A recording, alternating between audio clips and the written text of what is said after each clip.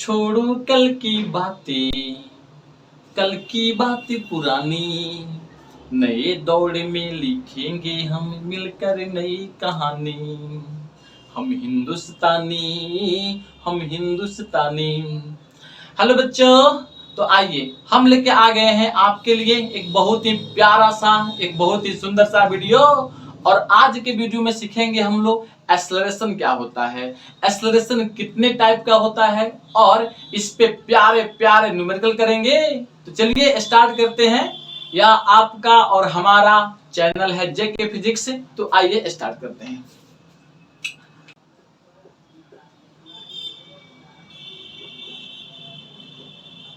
Acceleration क्या होता है ये हमें जानना है। देखो बच्चों, इसका एक प्यारा सा छोटा सा डिफिनेशन है। The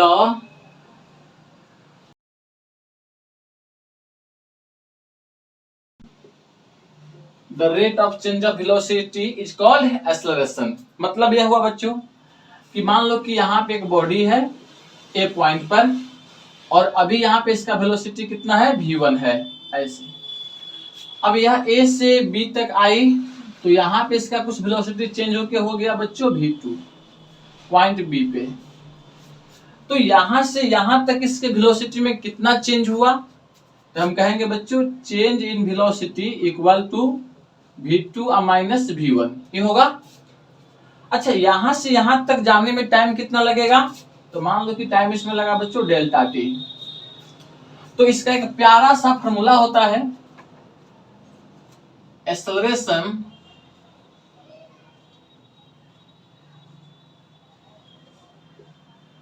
equal to change of velocity अब बट्टे में क्या होगा बच्चों, टाइम। यानी इसको हम कहें तो यूनिट टाइम में किसी बॉडी का वेलोसिटी कितना चेंज होता है उसे बोलते हैं एक्सेलरेशन। यानी ईच एवरी सेकंड में किसी बॉडी में या किसी बॉडी के वेलोसिटी में कितना चेंज होगा वही क्या कहलाएगा बच्चों, एक्सेलरेशन कहलाएगा। फिर से सुनो थोड़ा सा और इसको। एक्सेलरेशन को बच्चों हम लोग ए से इंडिकेट करते हैं, ए इसके ऊपर वेक्टर देते हैं एरो। इक्वल टू होता है यहां से चेंज इन वेलोसिटी अब बट्टे में चेंज इन टाइम या टेकन टाइम बोलते हैं इसको। वेलोसिटी चेंज होने में जो टाइम लगता है बच्चों यही वाला टाइम है, यह होता है time to change velocity. Okay, यह डेल्टा भी लिखा हुआ है, इसका मतलब है चेंज। एस आई यूनिट इसका क्या होता है,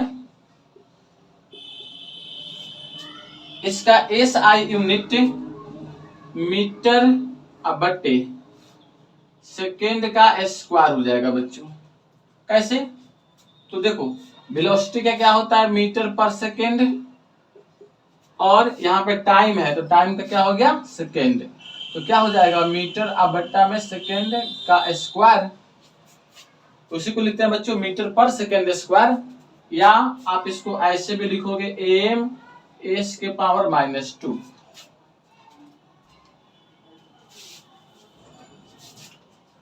इसका डायमेंशनल फॉर्मूला क्या हो जाएगा, डीएफ। आप सबको याद होगा वेलोसिटी का डायमेंशनल फॉर्मूला, यहां देखो वेलोसिटी का डायमेंशनल फॉर्मूला एल टी के पावर -1 होता है, और टाइम का डायमेंशनल फॉर्मूला बच्चों टी होता है। ऐसे इसको सोल्व करोगे ना तो आ जाएगा एल टी के पावर -2। ऐसे यहाँ पे कुछ नहीं था तो पावर में 1 था, ये ऊपर में चला गया तो माइनस में हो जाएगा, और माइनस माइनस बच्चों जुड़ जाएगा तो माइनस में 2 हो जाएगा। इसको स्टैंडर्ड फॉर्मेट में लिखिएगा ना तो लिखिएगा ऐसे m0 l t के पावर -2। यह हो गया इसका डायमेंशनल फॉर्मूला। सबसे पहले बच्चों याद रखना है वेक्टर क्वांटिटी है। क्या है बच्चों, वेक्टर क्वांटिटी है, क्वांटिटी है। वेक्टर क्वांटिटी इसलिए है बच्चों क्योंकि देखिए यह चेंज इन वेलोसिटी ये भी क्या होता है, वेक्टर क्वांटिटी होता है। तो यह अगर वेक्टर है तो ये भी क्या होगा बच्चों, वेक्टर होगा। एक्सेलरेशन क्या हो सकता है, तो नेगेटिव भी हो सकता है, पॉजिटिव भी हो सकता है और जीरो भी हो सकता है। तो हम कह सकते हैं कि it will be positive, negative and zero. Acceleration का वैल्यू नेगेटिव, पॉजिटिव और जीरो भी हो सकता है। ओके, अब बात आती है बच्चों कि किसी बॉडी में एक्सेलरेशन प्रोड्यूस कब होगा, किसी बॉडी के अंदर एक्सेलरेशन कैसे कैसे प्रोड्यूस होगा। तो डिफिनेशन कहता है कि अगर वेलोसिटी में चेंज हुआ तो क्या होगा बच्चों, एक्सेलरेशन प्रोड्यूस होगा ही होगा। तो वेलोसिटी में चेंज कैसे कैसे हो सकता है, तो देखो यह है बच्चों वेलोसिटी, और वेलोसिटी के पास क्या क्या होता है बच्चों, इसका मैग्नीट्यूड होता है, इसका डायरेक्शन होता है, क्योंकि यह भी एक वेक्टर क्वांटिटी है तो इसके पास मैग्नीट्यूड होगा,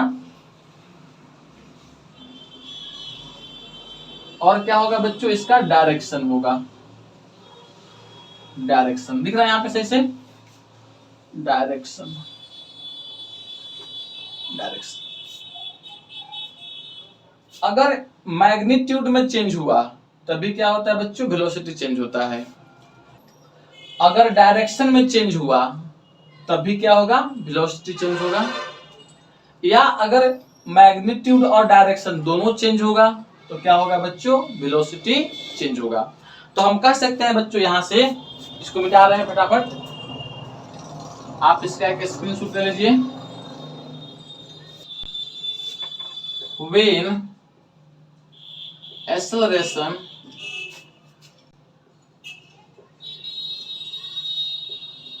produces, किसी बॉडी में एक्सेलरेशन कब प्रोड्यूस होगा, तो पहला कंडीशन से बच्चों कि मैग्नीट्यूड ऑफ वेलोसिटी चेंज हो। दूसरा कंडीशन है बच्चों डायरेक्शन ऑफ वेलोसिटी क्या हो, चेंज हो। और थर्ड कंडीशन है बच्चों कि बोथ मैग्नीट्यूड एंड डायरेक्शन क्या हो बच्चों, चेंज हो। तो इतने कंडीशंस में क्या होता है, एक्सेलरेशन प्रोड्यूस होता है। जैसे आपको हम सिंपल तरीका से बताएं तो पहला कंडीशन देखिए, मान लीजिए कि एक बॉडी पॉइंट ए से चलना शुरू किया और पॉइंट बी पे आ गया, और पॉइंट बी से कहां गया बच्चों, पॉइंट सी पे आया। ए से बी तक इसका वेलोसिटी था मान लो कि 20 मीटर पर सेकेंड। तो ए से बी तक आया 20 मीटर पर सेकेंड से, यहां पे आया तो इसका वेलोसिटी कुछ मैग्नीट्यूड कुछ चेंज हो गया, और मान लो कि 40 मीटर पर सेकेंड से चलना शुरू किया। तो इसमें क्या फिक्स है बच्चों, इसमें डायरेक्शन फिक्स है, डायरेक्शन फिक्स्ड है। और मैग्नीट्यूड क्या हो रहा है, मतलब कि इसका स्पीड यह क्या हो रहा है बच्चों, चेंज हो रहा है। मैग्नीट्यूड को हम स्पीड भी बोल देते हैं, मैग्नीट्यूड ऑफ वेलोसिटी को स्पीड कहते हैं। तो इतना चेंज होगा बच्चों। बी नंबर देखो कंडीशंस, सेकेंड नंबर में अगर किसी बॉडी का डायरेक्शन चेंज हो, इसका मतलब यह है कि यह बॉडी ए से बी तक आती है और बी से मान लो कि सी पे आ गई। यहां पे चल रही थी 20 मीटर पर सेकेंड से, और यहां पे बच्चों 20 मीटर पर सेकेंड से चलना शुरू की। लेकिन पहले इसका डायरेक्शन कुछ ऐसे था इस डायरेक्शन में, अब डायरेक्शन क्या हो गया, चेंज हो गया। तो यह सेकेंड नंबर कंडीशन है, यहां भी बच्चों एक्सेलरेशन प्रोड्यूस होगा। और थर्ड नंबर, अगर कोई बॉडी चल रही थी ऐसे ए से बी और बच्चों 20 से क्या हो गई, सी पे चली गई ऐसे। यहाँ पे इसका वैल्यू 10 मीटर पर सेकेंड था, यहाँ पे वैल्यू मान लो कि 40 मीटर पर सेकेंड हो गया। तो यहाँ पे इसका मैग्नीट्यूड भी चेंज हो गया और डायरेक्शन भी चेंज हो गया, तो यहाँ भी एक्सेलरेशन प्रोड्यूस होगा। तो आपने क्या सीखा बच्चों कि एक्सेलरेशन कब कब प्रोड्यूस हो सकता है। ओके, आइए अब इसी के बेसिस पे बच्चों हम एक्सेलरेशन के टाइप को डिफाइन करेंगे कि how many type of acceleration. Okay, तो इतना तो आपको समझ में आ गया होगा।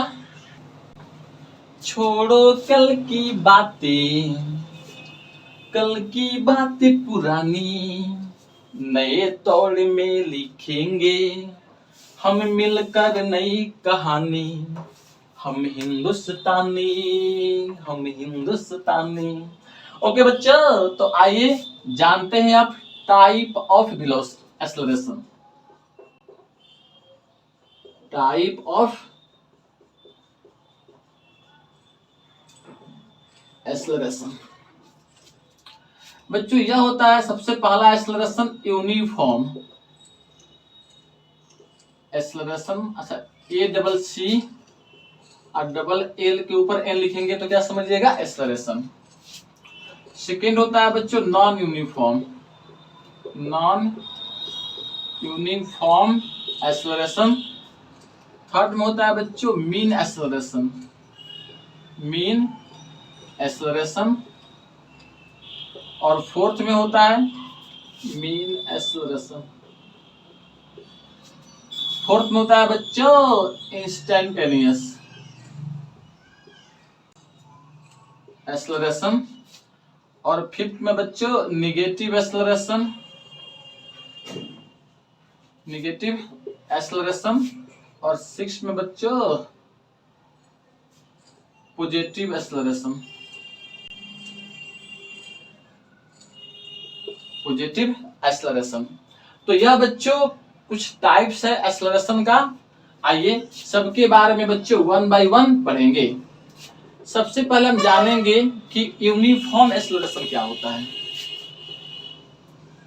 यूनिफॉर्म मेरे प्यारे बच्चों इसके नाम में जुड़ा हुआ है क्या, यूनिफॉर्म।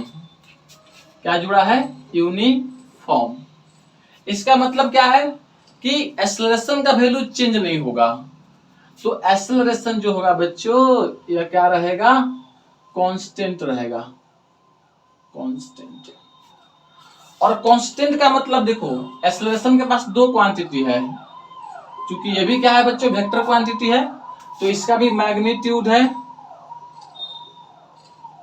और क्या है इसके पास डायरेक्शन है। ओके, तो इसका दोनों वैल्यू क्या होना चाहिए बच्चों, कांस्टेंट होना चाहिए, कांस्टेंट। यानी बच्चों सेम होना चाहिए, चेंज नहीं होना चाहिए। इसी को लिखोगे या not change, not change. Clear. जैसे आपको हम बता दें कि अगर कोई पॉइंट ए है यहाँ पे और एक बॉडी है पॉइंट ए से बी तक जाता है और बी से मान लो सी तक जाता है ऐसे। मान लो कि यहां से यहां तक इसका एक्सेलरेशन का वैल्यू 2 मीटर पर सेकेंड है और अगले वाला पार्ट में भी बच्चों 2 मीटर पर सेकेंड है। तो देखो यहाँ पे एक्सेलरेशन का डायरेक्शन भी फिक्स है बच्चों क्योंकि स्ट्रेट लाइन पे है और इसका मैग्नीट्यूड भी सेम है। तो हम कहेंगे इस तरह के एक्सेलरेशन को कांस्टेंट एक्सेलरेशन। क्लियर इतना। ओके, मतलब ये हुआ कि एक्सेलरेशन का वैल्यू चेंज ना हो और नहीं होने का मतलब है उसका डायरेक्शन भी फिक्स रहे और उसका मैग्नीट्यूड भी फिक्स रहे। ओके, तो इसको बोलते हैं हम लोग यूनिफॉर्म एक्सेलरेशन। सेकेंड होता है बच्चों non uniform, non uniform acceleration. देखिए मेरे प्यारे बच्चों यह क्या कहता है कि अगर किसी बॉडी का एक्सेलरेशन यूनिफॉर्म नहीं है तो इसका मतलब क्या है कि वह नॉन यूनिफॉर्म ही होगा। जैसे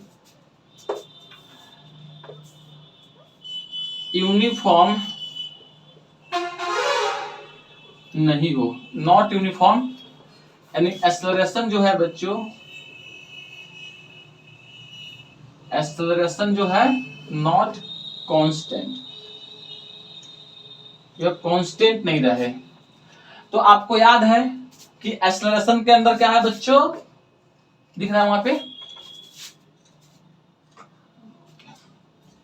नहीं दिख रहा है तो इधर देखिए फटाफट, इसका आप फटाफट एक स्क्रीनशॉट ले ले बच्चों। कहिएगा सर कितना स्क्रीनशॉट लें। देखो यह क्या है बच्चों, आपका प्यारा सा एक्सेलरेशन है, तो इसके पास कितना चीज, मैग्नीट्यूड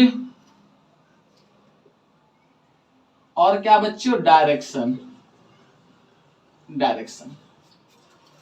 अब दोनों वैल्यू में से कोई एक वैल्यू भी अगर चेंज हो जाएगा तो हम कहेंगे बच्चों नॉन यूनिफॉर्म एक्सेलरेशन कहलाएगा। जैसे ये दोनों में से कह सकते हैं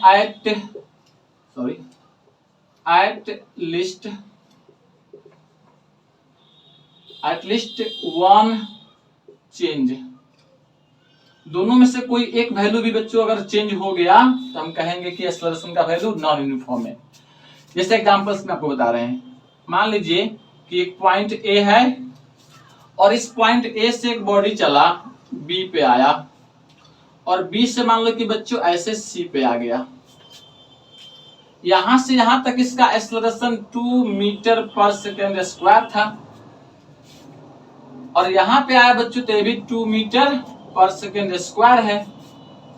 तो बताओ यहां पे एक्सेलरेशन का मैग्नीट्यूड चेंज हुआ है क्या, तो नहीं, इसमें सिर्फ इसका डायरेक्शन चेंज हुआ है। तो यहां पे क्या है बच्चों, डायरेक्शन चेंज हुआ है। क्या चेंज हुआ है, डायरेक्शन चेंज हुआ है। और डायरेक्शन चेंज होने का मतलब क्या है कि बच्चों की ए का वैल्यू नॉन यूनिफॉर्म हो गया, नॉन यूनिफॉर्म। कितनी बातें क्लियर?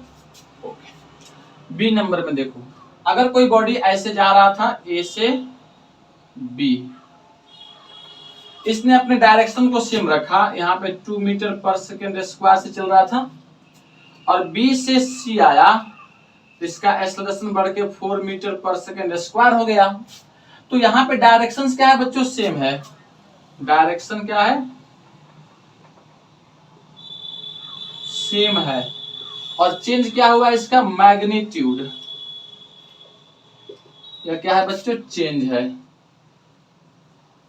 क्लियर? तो मैग्नीट्यूड चेंज हो जाएगा तब भी क्या होगा बच्चों, ए का वैल्यू नॉन यूनिफॉर्म, यूनिफॉर्म। इतना क्लियर? ओके, यहां तक तो आपको दिख रहा है। और आप इसका बच्चों तीसरा कंडीशन क्या बन जाएगा, जरा देखो, मिटा दे यहाँ पे। ओके बच्चों, यहाँ पे मिटाते हैं, देखो फटाफट। तीसरा कंडीशन बनेगा, अगर मान लो कि एक बॉडी ए से चलना शुरू किया और ऐसे बच्चों यहाँ पे इसका एक्सेलरेशन 2 मीटर पर सेकेंड स्क्वायर था, यहाँ पे आया तो 4 मीटर पर सेकेंड स्क्वायर। तो देखो यहाँ पे इसका डायरेक्शन भी चेंज हो रहा है, पहले जा रहा था ऐसे, ऐसे हो गया, तो डायरेक्शन भी चेंज हुआ और साथ ही साथ इसका मैग्नीट्यूड भी चेंज हो रहा है। तो यहाँ पे दोनों चेंज हो रहा है, हम कहेंगे डायरेक्शन, ये भी क्या है बच्चों, चेंज है, और इसका मैग्नीट्यूड ये भी क्या है, चेंज है। दिख रहा है वहां पे? ओके। तो इस तरह से बच्चों हम देखते हैं कि यूनिफॉर्म और नॉन यूनिफॉर्म एक्सेलरेशन क्या होता है। क्लियर है बच्चों? तो हमें तो उम्मीद है कि बच्चों आपको यहाँ पे कोई कंफ्यूजन नहीं हुआ होगा। आइए अब अगला इसमें टॉपिक देखते हैं, मीन एक्सेलरेशन क्या होता है। अभी निकालना सीखेंगे सबको, पहले आप जान जाइए कि है क्या। Okay,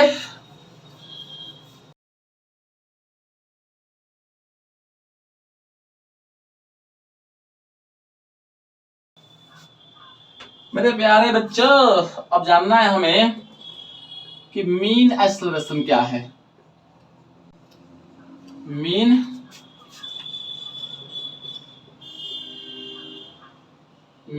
acceleration.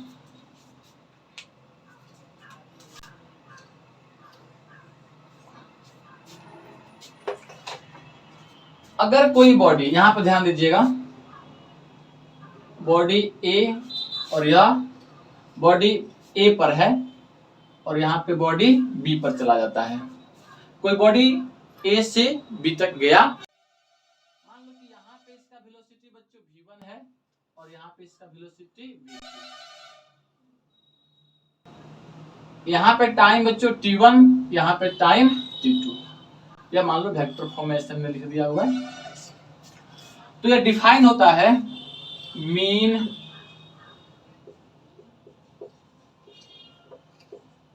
एक्सेलरेशन को हम लिखते हैं ऐसे ऐसे भी लिखते हैं बच्चों, या ए, यहाँ पे एवरेज भी लिख देते हैं, या इसको लिखने का तरीका क्या है बच्चों, ए के ऊपर रेकरिंग और ऐसे ऐसे।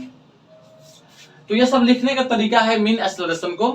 हम बेसिकली इस सिंबल का यूज करेंगे ऐसे। इसका वैल्यू होता है बच्चों टोटल चेंज इन वेलोसिटी। क्या होता है? टोटल चेंज इन वेलोसिटी अब बट्टे में टोटल टाइम। अगर देखें यहां पे तो चेंज इन वेलोसिटी कितना हुआ है, delta v equal to v2 अब माइनस क्या है बच्चों v1 है। वहां पे दिख रहा है, देख लो एक बार, लिख तो रहा है, ओके। और यहां से यहां तक टाइम कितना लगा, तो t2 माइनस t1 बराबर, इसको हम डेल्टा t कह देते हैं। वैल्यू यहां पुट करेंगे तो आ जाएगा वैल्यू v ऐसे, डेल्टा v अब बट्टा बच्चों डेल्टा t, यह हो जाएगा अपना मीन एक्सेलरेशन का वैल्यू। ओके, तो इतनी बातें क्लियर है। इसको हम ऐसे भी लिख सकते हैं, या v2 माइनस v1 बट्टा t2 माइनस t1, यह फॉर्मूला बन जाता है मीन एक्सेलरेशन का। इतना में किसी को दिक्कत नहीं होना चाहिए। ओके बच्चों, तो इतना क्लियर है। चलिए अब समझेंगे कि इंस्टेंटेनियस एक्सेलरेशन क्या होता है, और उसके पढ़ने के बाद हम लोग क्वेश्चंस करेंगे इस पे।